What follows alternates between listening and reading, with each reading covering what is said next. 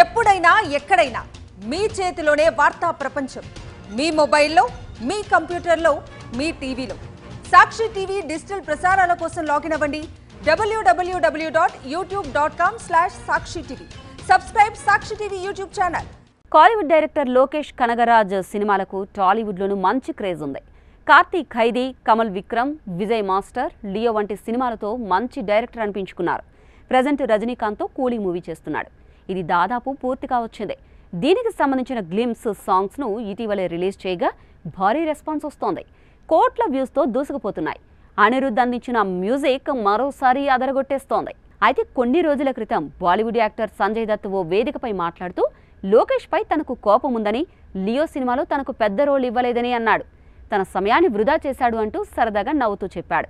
దీంతో లేటెస్ట్గా ఓ ఇంటర్వ్యూలో లోకేష్ సంజయ్ దత్ కామెంట్స్పై స్పందించారు. సంజయ్ సార్ ఆ వ్యాఖ్యలు చేసిన తర్వాత ఆయన నుంచి తనకు ఫోన్ కాల్ వచ్చిందని చెప్పారు.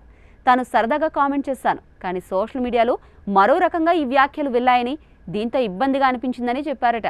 అప్పుడు తాను కూడా పర్వాలేదు సార్, ఇలాంటివి మామూలేనని చెప్పానని అన్నారు. తాను గొప్ప ఫిల్మ్ మేకర్ని కాదని, ఇంకా నేర్చుకోవడంలోనే ఉన్నానని, భవిష్యత్తులో సంజయ్ దత్కు అత్యుత్తమమైన రోల్ను రెడీ చేస్తానని చెప్పారు. మరో సినిమాతో ఈ తప్పు సరిదిద్దుకుంటాను అని లోకేష్ అన్నారు.